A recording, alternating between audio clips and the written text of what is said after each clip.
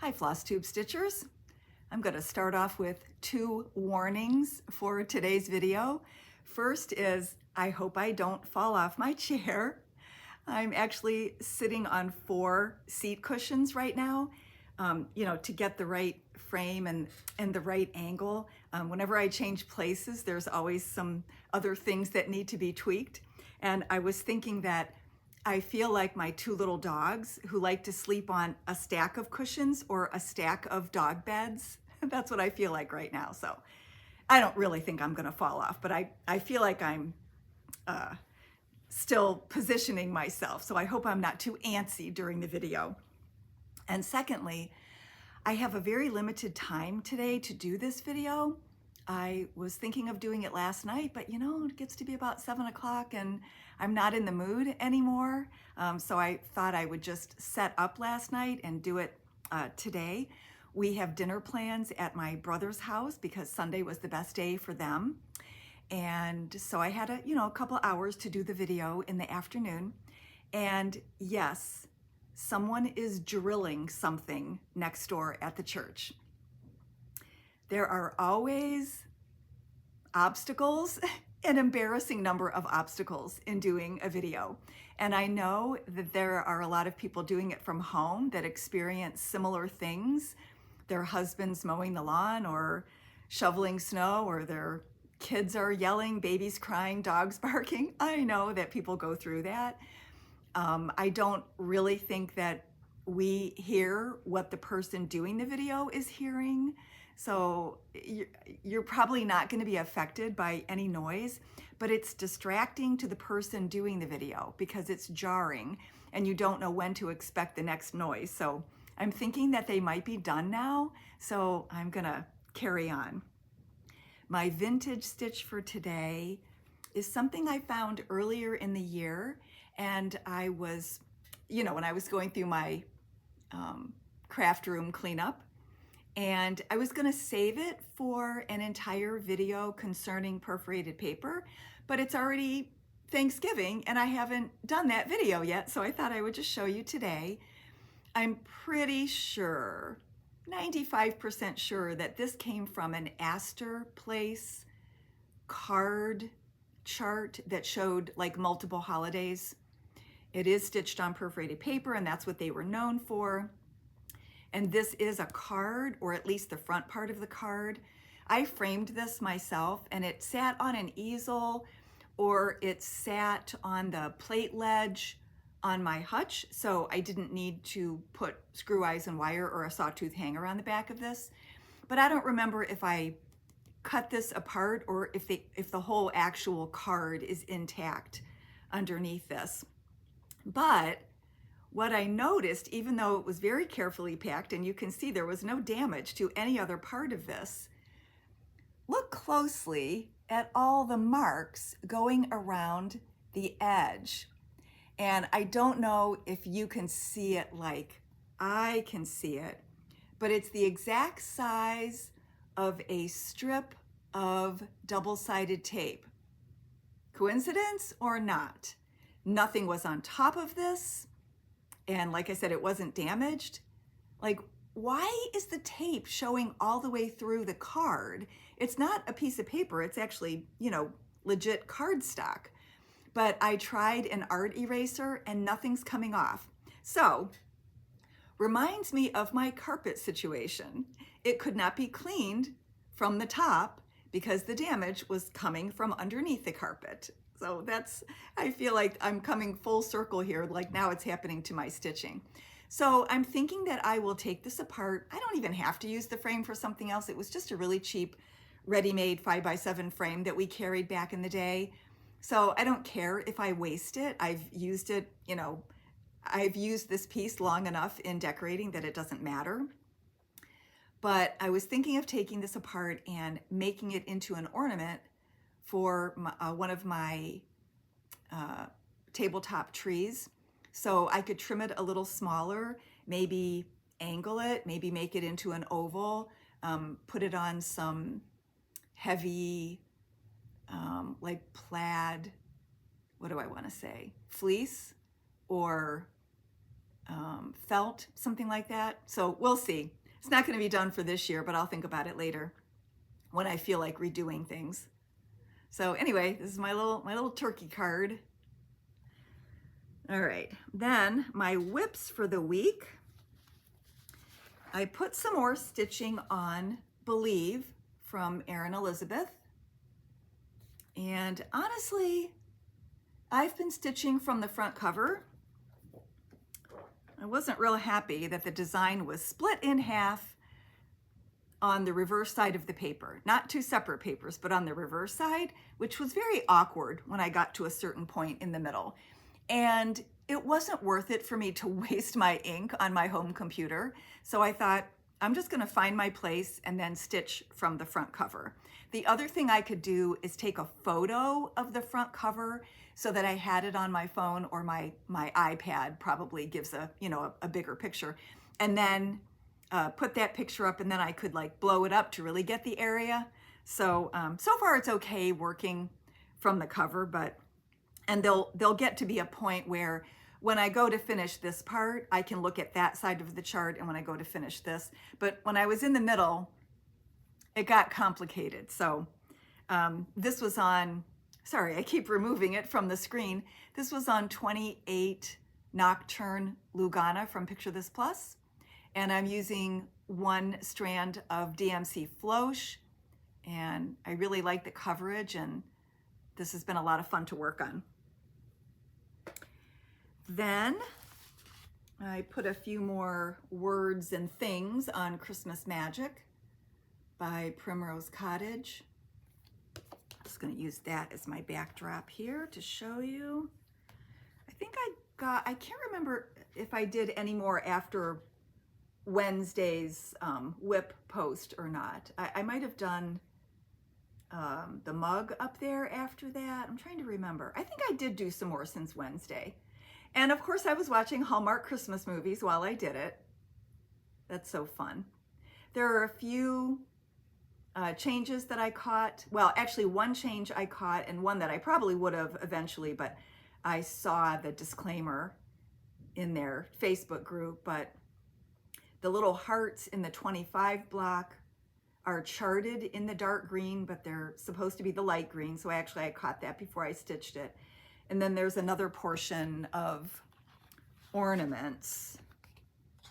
This is charted in light green, and it's supposed to be the dark. So I think I would have caught that, because once I saw that mistake, I started looking at the front and comparing it to the inside. So anyway, that's been fun. And then I couldn't resist starting something new, because I can, but I had ordered a first-time shipment from a new designer, and I received it this week, and I was just excited to get started on it. I showed some free charts by Hannah from Ladybug Stitches maybe two or 3 weeks ago on my Tuesday's tip. Sometimes I save the freebies for my freebie February, but she had some Thanksgiving and Christmas ones that I thought people might be interested in stitching up real quick. And I can't remember the sequence of events. I think I found the free charts. Then I looked at her. I actually might have seen some of her charts on Yarn Tree's news section. That's a distributor that I use. And when I looked at the name, I think this is what happened. I thought, wait, is that the same person? I'm sorry, I don't know why I'm clearing my throat. Of course, because I was fine until I got on camera. I think I had looked at her blog for the free charts and maybe not paid attention to the fact that she had an Etsy shop. And when I saw Ladybug Stitches in Yarn Tree's news section, I saw this all piled up series, which is a monthly. And you know how we love monthlies here at Just Stitching. But they didn't have all 12 months. So I think that's when I went to her Etsy shop and thought, oh, she's got all 12 of them done. In the meantime, I started watching her FlossTubes and decided to reach out. Oh, and she liked my post on Instagram. So like I said, I don't remember the sequence of events. It kind of all happened in the same like couple day period. So I reached out to her and said, hey, I want to order, you know, all 12 months if you would sell to a shop, because I'm excited to get the monthly series and Yarn Tree doesn't have it all yet. And I figured she had plans.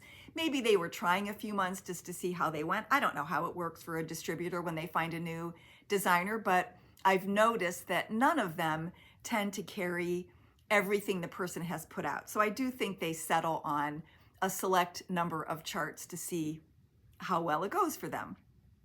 So she answered me and said, this is all new to me, but yes, I want to work with you. So honestly, without asking her specifically, I went back and looked at our correspondence, and I think I might be the only shop anywhere besides her own Etsy shop to have all 12 of this series. She does have other charts. I may order those at a later time, but I just decided on the monthlies. Okay, that was a long prelude to my project. So I'm going to show you December, which is what I decided to start with, and then I'll show you the other 11 months. So this is December. She has really cute ways of finishing things. So I should say, go watch her FlossTubes. She's just a wonderfully talented young lady from New Jersey who graduated college a couple years ago. So she's young, and she approaches things differently. So one, she doesn't have a local shop near her. And I think it's still like half an hour to get to one of the big box stores that sells floss. So she's very careful when she plans things. She dyes her own fabric. So I believe all 12 months are going to have interesting fabric that she's dyed that are not going to be reproduced. So of course I had to figure out how I was going to approach this series as well if I'm going to stitch them as shop models. But she also lives on like a little farm, and they have, chickens and feral cats, and she has done some interesting finishing things where she's woven her own wreath. She has made like raffia braided cord to use as, to go around things. She's added interesting things to her bows. Her dad helped her make a chicken wire frame. So anyway, it's worth it just to see her interesting approach to finishing and her creativity. And that's one of the reasons why I tell people, if you're teaching a young person how to stitch, and I'm talking about, maybe, 8 to 10 years old or whatever, let them design their own because they love it. Let them choose their own colors. They are not restricted like adults are by things that have happened in our life and, following the rules and all that. They just have an interesting approach to things. And I so appreciate hearing her backstory on all of her projects. She's designed a lot of her own things that she stitched. Besides what she has put out in her Etsy shop, she also has some personal projects. And I don't want to spoil it for you if you want to go watch her, but Hannah she's just so sweet. So anyway, I thought about doing November, and then I thought, it's almost the end of the month, so I think I'm just going to start with the December one. And I had the perfect fabric. This is Winter Mint, which was one of the automatic fabrics. I think this was February, from Atomic Ranch. And I've been trying to find uses for all of the colors. I have not necessarily taken an automatic each month because I'm likely to switch counts and styles of fabric as I go along. So I haven't specifically kept one for myself at the time. But I decided to work on 20 because that would make this a little bit smaller, and we don't have any monthly stitched on 20 count Aida right now. So I thought that would be a nice addition to our displays to have a different count. This actually is upside down. I'm sure you did not notice not having the chart right next to this, but I wanted to start in the center, and I started with the green tree, and so it was easier just to turn the fabric upside down and work on it this way. these are the two colors that she chose for this. And as soon as I saw the $8.95, I knew I wanted to use Classic Colorworks mistletoe. I thought that was the perfect color. It doesn't have a whole lot of variation, but it's almost identical to the original, and I had it.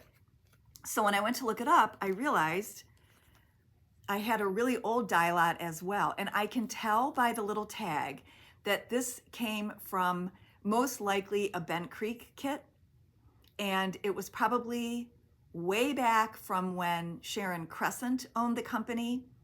And so over the years, the die lots changed. And I thought, oh, well, I'm just gonna use both shades of mistletoe. So that's what I did. But I think I'm gonna add a third, I don't know why, I don't usually change things, but this is such a simple palette and an easy to work with design that I thought I could do this. So I think I am going to add this brighter color in here as well and use 3 colors. And I'm gonna do it in the little trees. So I may not change it to 3 colors on every design, but I just thought that would be a way to incorporate that brighter color in there. That's my new exciting project that I'm working on. And I still can't decide. I don't have a ton of 20 count aided because I just started getting that automatic this year. So I am getting 20. I think I'm going to get 20 again next year, even if nobody signs up for it, because it's a good way to add new colors to my shop stash.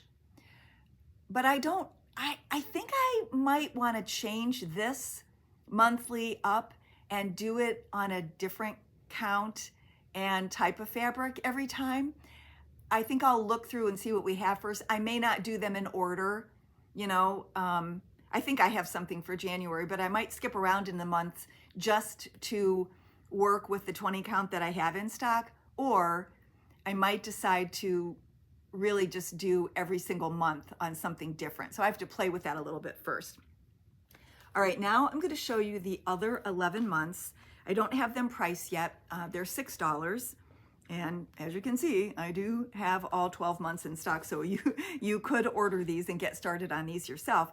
And if you wanted ideas for fabric, I could go through my stash, and I'm always willing to send you a photo of what I have and lay the DMC on top so that you can look in your own thread pile and get a better idea of what the color actually is in real life. Okay, so let's see, I'm gonna have these upside down, so hopefully I can read them that way. I didn't take them out of the plastic bags. I'm sorry, I don't have time. So this is January Snowflakes.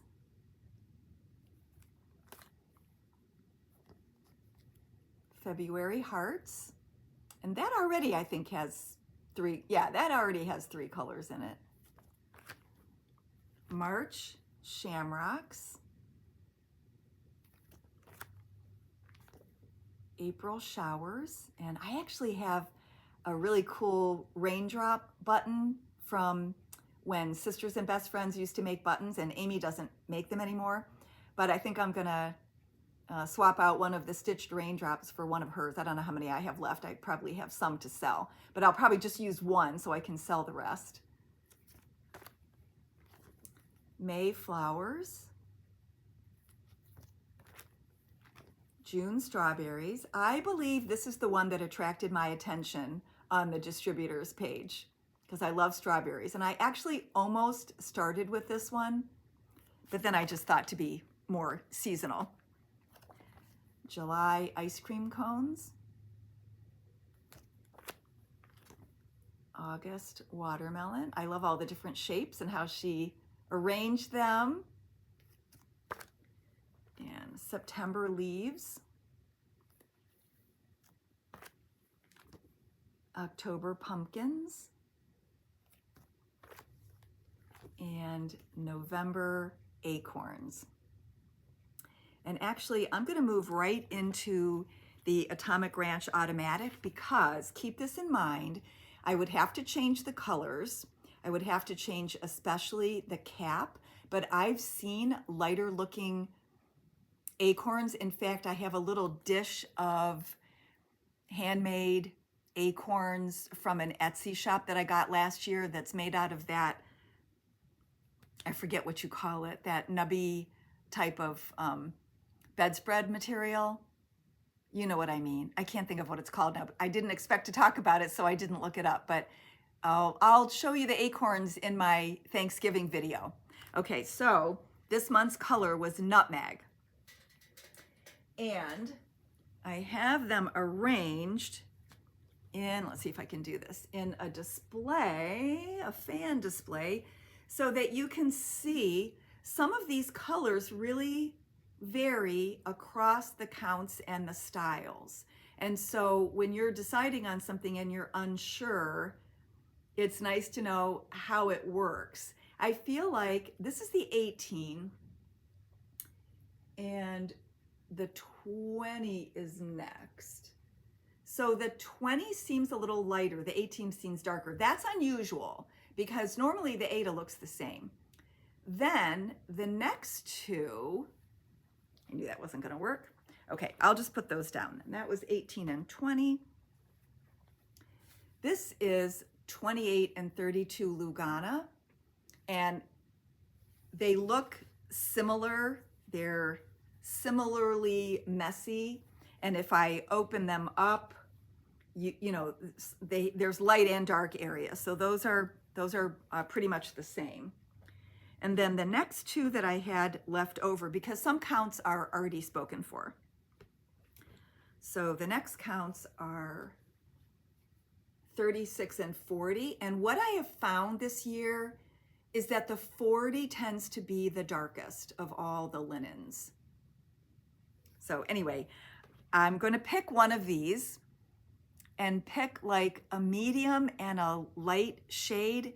And I was thinking of doing the November acorns on this. So we'll see how that goes. I may have to practice in the corner of a piece or find another brown fabric, you know, to test first, but that was my idea when I opened up the package.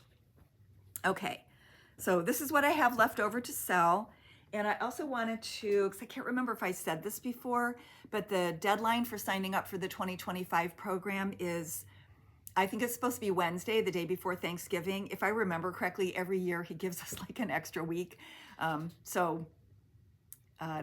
may or may not be true, but I'm trying to be on time. And then maybe if I have to tweak it, I can tweak it a week later. But let me know if you're interested. Next year, it's also going to be a mix of neutrals and colors. Okay, then the next thing I have to show is, I didn't fully finish it yet, but remember from last time that it's like an optical illusion whether the actual finished stitching is going to fit in the pillow. And I was just a little nervous about cutting it. I know that this is at, you know, it's a diamond shape or like an off square. So I'm sure it will fit, but you know how it is when you go to cut your fabric and you're just a little nervous. So anyway, I put that out there and people had some really great suggestions. And the one I took was from my friend Irene. She told me to Xerox the stitching. Oh my gosh.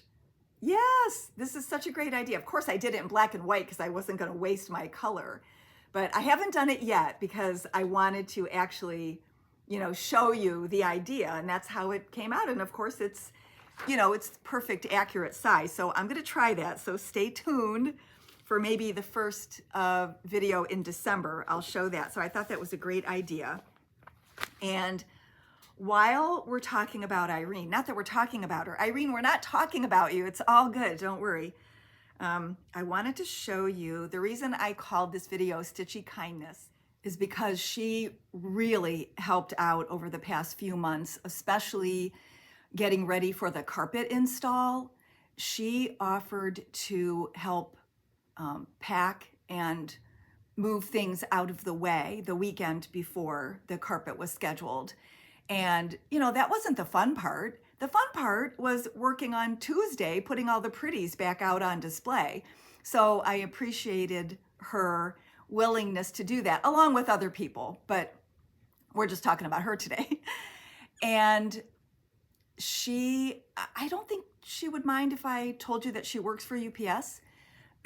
And so they're required to know about all aspects of the business.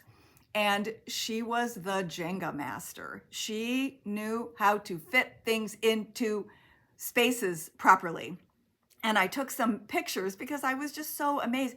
Every time I turned around, I'd go, you put it where? You fit all that where? So we were moving as much as we could, you know, rather than taking everything home to my garage and my dining room.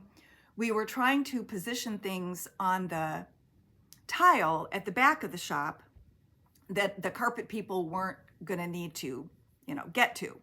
So I took some pictures. This is one of them. And I think we even moved more into place, still giving them access to the bathroom, but I think we even moved more after I took this picture. But like, there's so much stacked, there's things under the table.